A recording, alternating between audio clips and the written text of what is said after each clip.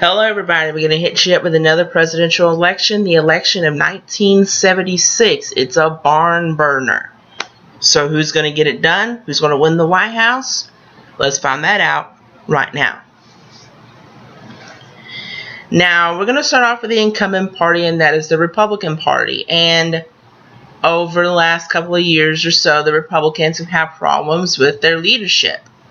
In October of 1973, Vice President Spiro Agnew, he resigns the vice presidency because of bribes, because of accusations that he took bribes while he was the governor of Maryland.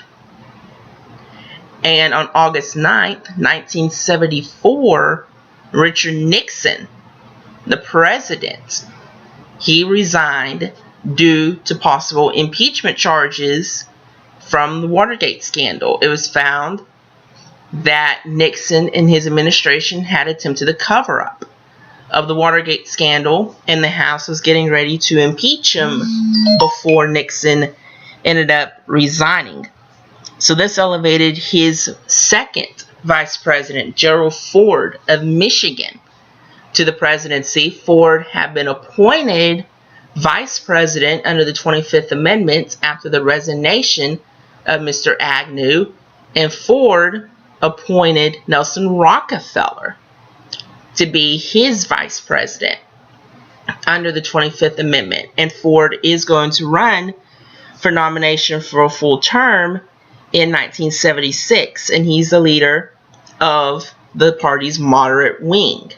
But he has opposition facing him, and that is the leader of the party's conservative wing, and that is Ronald Reagan of California. And this is a hard-fought primary campaign between these two.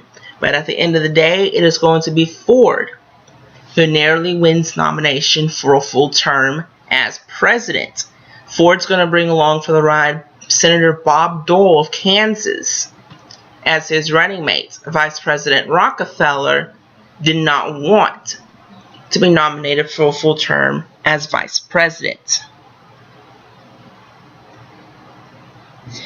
Now that we have our Republican ticket of Ford and Dole, let's go to the Democrats. Now the Democratic nomination, wide open. Candidates putting themselves up for the nomination were Jimmy Carter of Georgia, Congressman Morris Udall of Arizona, the governor of California, Jerry Brown, the governor of Alabama, George Wallace, Ellen McCormick of New York, Senator Frank Church of Idaho, Senator Henry M. Jackson of Washington, Fred R. Harris of Oklahoma, Senator Richard Byrd of West Virginia, the governor of Pennsylvania, Milton Chapp, Sergeant Shriver of Maryland, who was McGovern's running mate in 1972, second running mate, Birch Bayh, senator from Indiana, Senator Lloyd Bentsen of Texas, Terry Sanford of North Carolina, and Delegate Walter Fauntroy of the District of Columbia. At the end of the day, it is going to be an outsider, Jimmy Carter, the one-term governor of Georgia, the former one-term governor of Georgia, who's going to receive the Democratic nomination for president. He's going to run as an outsider, he's going to run as a reformer, and he's going to bring along for the ride Liberal Senator Walter Mondale of Minnesota as his running mate, a protege of Hubert Humphrey.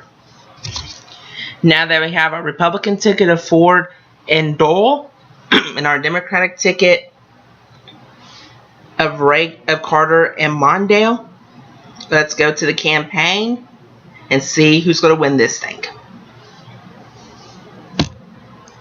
Now, one of the advantages Ford held over Carter as the general election campaign began was that as president, he was privileged to preside over events dealing with the United States bicentennial. 1976 was the 200th anniversary of the signing of the Declaration of Independence, and this often resulted in favorable publicity for Ford.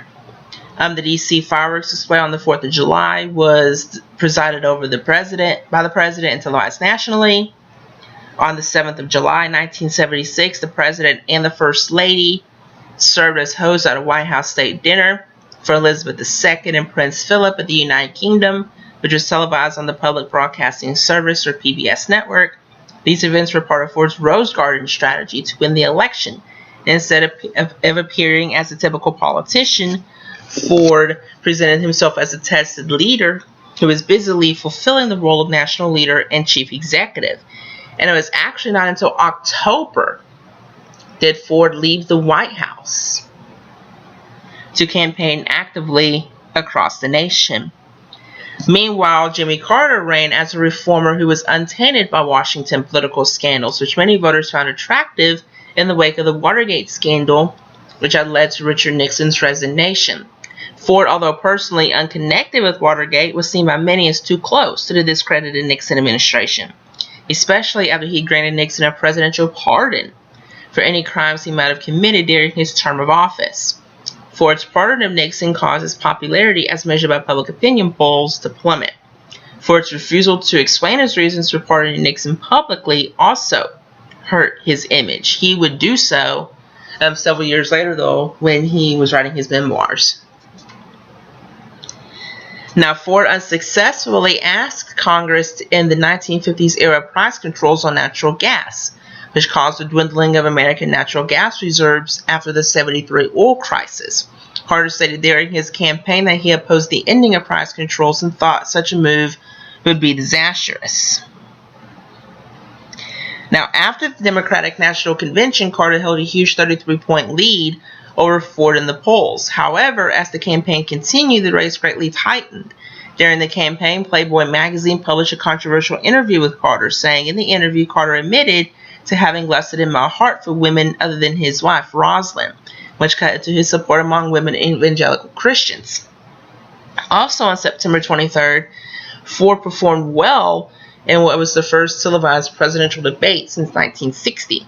Polls taken after the debate showed that most viewers felt that Ford was the winner. Carter was also hurt, by Ford's changes that he lacked the necessary experience to be an effective national leader, and that Carter was vague on many issues.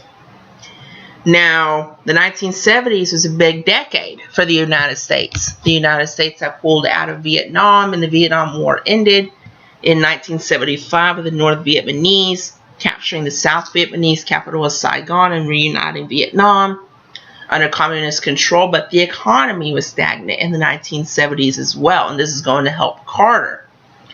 In this election, the United States was going through a period called stagflation.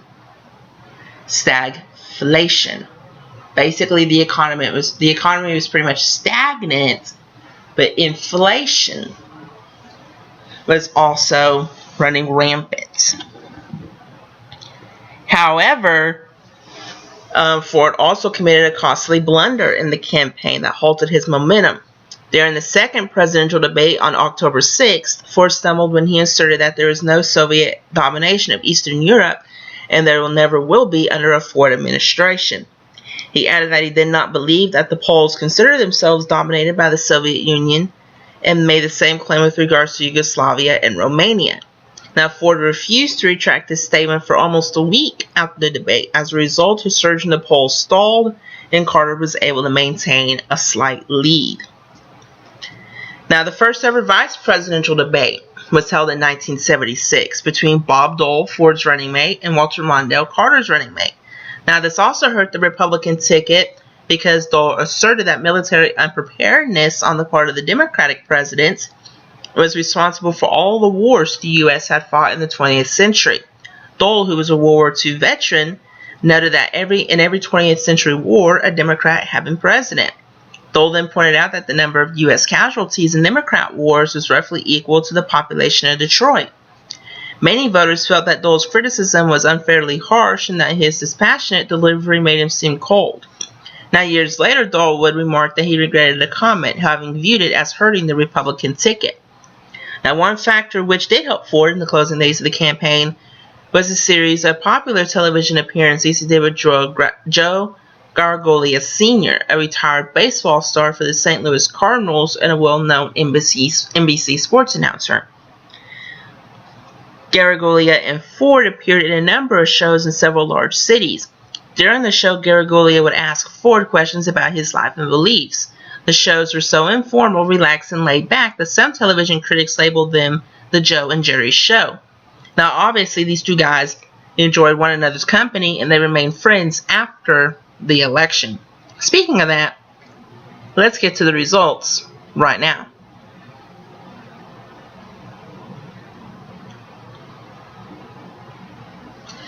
This election is going to be a squeaker, but Jimmy Carter wins the presidency. He receives 297 electoral votes, while Ford and the Republicans receive 240.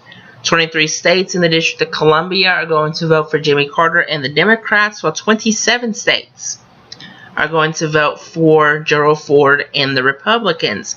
This is the final presidential election up to this point that a candidate loses the presidential election while they carried a majority of the states. And once again, it comes to show you don't have to necessarily win the majority of the states to win the election, as long as you win a majority in the Electoral College, which was 270 in 1976 and 270 today. In terms of the popular vote, it's pretty close as well. 50.1% of the popular vote goes to Carter and the Democrats, and 48% of the popular vote goes to Ford and the Republicans. But at the end of the day, Carter is the president, and he is going to go for a second term in the election of 1980, which we will talk about next time. And with that, I hope you enjoyed this video. I hope you got a lot out of this election of 1976 close election. If you haven't watched any of my previous videos, go ahead and watch those if you want. And with that, we will see you next time with the election of 1980.